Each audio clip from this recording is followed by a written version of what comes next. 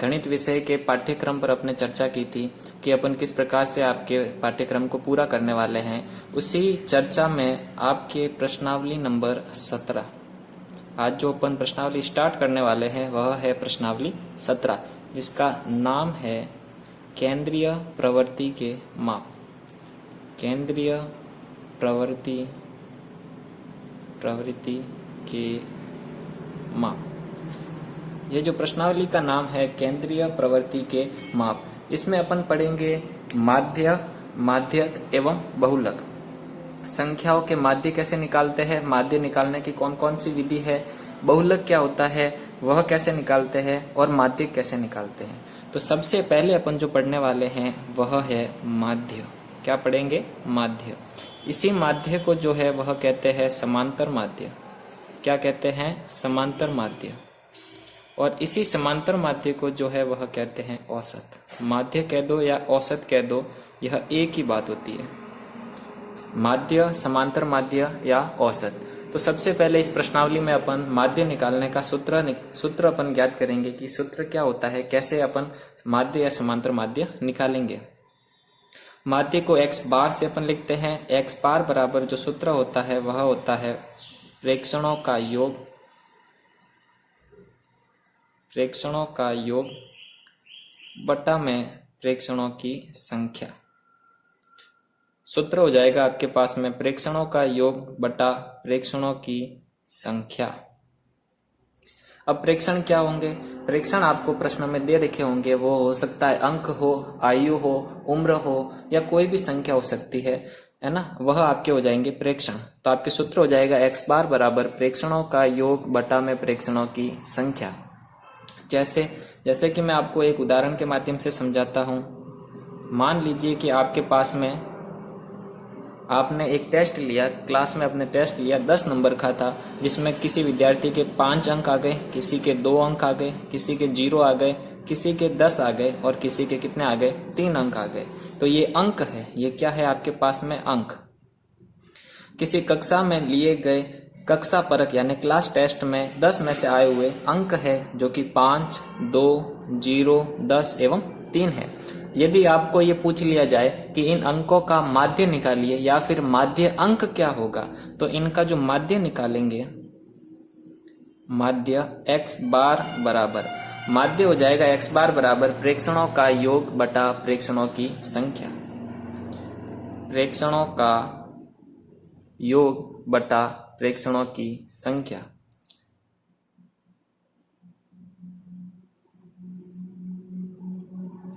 प्रेक्षणों का योग बटा प्रेक्षणों की संख्या।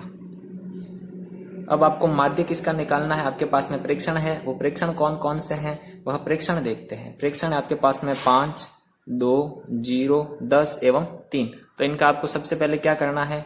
योग करना है। उसके बाद में कितनी संख्या उससे क्या देना है? भाग। तो देखिए x बार बराबर हो जाएगा, आपके योग करना है तो अंक कौन से हैं? 5, 2, 0, 10 और 3। इन सब का योग कर दिया, मतलब प्लस करना है। और संख्या 1, 2, 3, 4, 5, मतलब कितने लड़कों ने टेस्ट दिया था? 5 लड़कों ने टेस्ट दिया था। अब इन सबको जोड़ना है। 5 और 2 7, 7 और 0 7, 7 और 10 17, 17 और 3 20। कितने हो गए? 20। 20 बट्टा में 5। जब 20 बट्टा 5 करेंगे तो x बार बराबर 20 में 5 का भाग देंगे तो कितनी बार जाएगा? 4 बार। तो कक्षा में लिए गए कक्षा परक का माध्य होगा माध्य अंक। ये आपके क्या कहलाएगा? माध्य अंक। इसको औसत भी कह सकते हैं, माध्य भी कह सकते हैं, और इन अंकों का समांतर माध्य भी कह सकते हैं। x बार से इसको लिखते हैं तो ये हो जाएगा प्रेक्षणों का योग बटा प्रेक्षणों की संख्या। तो माध्य अंक कितना हो जाएगा? 4। ये इस सवाल का आपके क्या है? उत्तर है। इसी प्रकार से आपके सवाल आएंगे। इस प्रश्न के बाद में अपन जो करने वाले हैं वह है आपके प्रश्नावली 17.1। प्रश्नावली 17.1 का आपके उदाहरण पहला, प्रश्नावली 1 का उदाहरण 1, और जो कि आपके पेज नंबर 278 278 पर आपको मिलेगा। मैं आपको पढ़ के बता देता हूँ कि वह है क्या। आपके दे रखा है एक विद्यालय में कार्यरत प्रधानाध्यापक समेत 5 कर्मचारियों का वेतन। क्या दे रखा है आपके? 5 कर्मचारियों का वेतन। 5 कर्मचारियों का वेतन। 5 कर्मचारियों का वेतन क्या क्या दे रखा है? 5 कर्मचारियों का वेतन दे रखा है क्रमशः 8,000 रुपये, 5,000 रुपये, 4,000 रुपये, 2,500 रुपये एवं 1,500 रुपये। वापस पढ़ता हूँ आपके लिए सवाल, आप अपनी किताब में देखेंगे। एक विद्यालय में कार्यरत प्रधानाध्यापक समेत 5 कर्मचारियों का वेतन क्रमशः 8,000 रुपये, 5,000 रुपये, 4,000 रुपये, 2,500 रुपये एवं 1,500 रुपये मासिक है। विद्यालय में कार्यरत कर्मचारियों का मासिक औसत मासिक वेतन ज्ञात कीजिए। औसत मासिक वेतन आपको क्या ज्ञात करना है? आपको ज्ञात करना है औसत मासिक वेतन। औसत मासिक वेतन ज्ञात करना है। मैंने आपको बताया था औसत कह दे, समांतर माध्य कह दे या फिर माध्य मासिक वेतन कह दे, आपको सूत्र वही लगाना है। सूत्र क्या हो जाएगा? x बार बराबर प्रेक्षणों का योग बटा प्रेक्षणों की संख्या। प्रेक्षणों का योग बटा प्रेक्षणों की संख्या।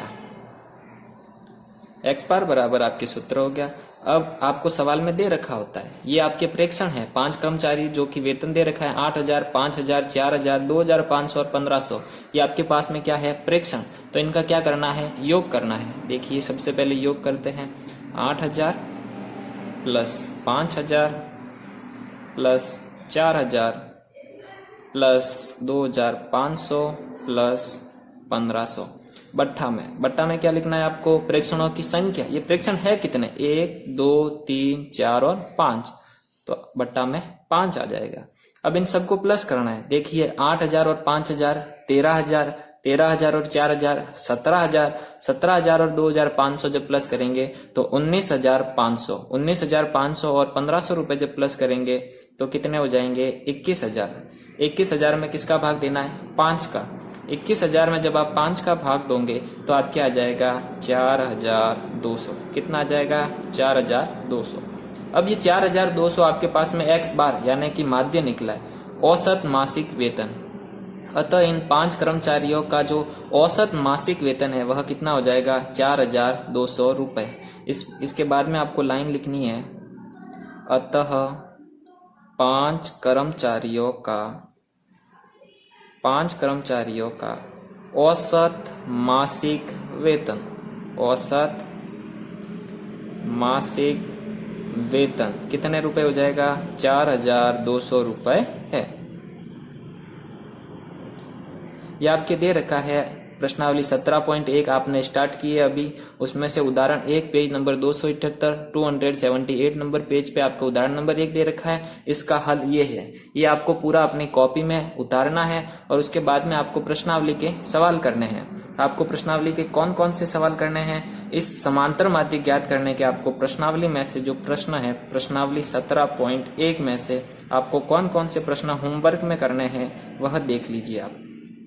प्रश्नावली 17.1 में आपको जो होमवर्क करना है वह आप नोट करेंगे। यह जो मैंने हल करवाया है यह भी आप अपनी कॉपी में लिखेंगे। इसके अलावा जो आपको प्रश्नावली में से जो मैं सवाल होमवर्क में बता रहा हूँ वह भी आपको करने हैं।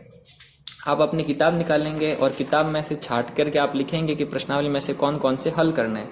तो देखिए प्रश्नावली 17.1 का आपको प्रश्न जो है वह पहला करना है, आपको दूसरा प्रश्न करना है, आपको तीसरा प्रश्न नहीं करना है, आपको चौथा प्रश्न करना है और आपको जो करना है वह छठा प्रश्न करना है, पांचवा नहीं करना है। होमवर्क में कौन कौन से? पहला, दूसरा, चौथा और छठा ये सवाल आपको करने हैं एज इट इज। उसमें कुछ कर्मचारी या उसकी जगह कोई दूसरा आपको दे रखा होगा, कुछ प्रेक्षण दे रखे होंगे, आपको उनका क्या निकालना है? औसत निकालना है। माध्य कह सकते हैं या फिर समांतर माध्य कह सकते हैं, यही सूत्र लगेगा। इसी प्रकार के उनको जोड़ना है और भाग देने हैं जितने प्रेक्षण हैं और उत्तर आ जाएगा। सवाल नंबर 1, 2, तीसरा नहीं करना है, चौथा करना है, पांचवा नहीं करना है, छठा करना है। ये आपके होमवर्क में हो जाएंगे और ये जो हल है आपको अपनी कॉपी में उतारना है। इसी प्रकार अपन आगे पढ़ते रहेंगे ऑनलाइन कक्षाओं के माध्यम से। तभी के आपका धन्यवाद। Thank you very much.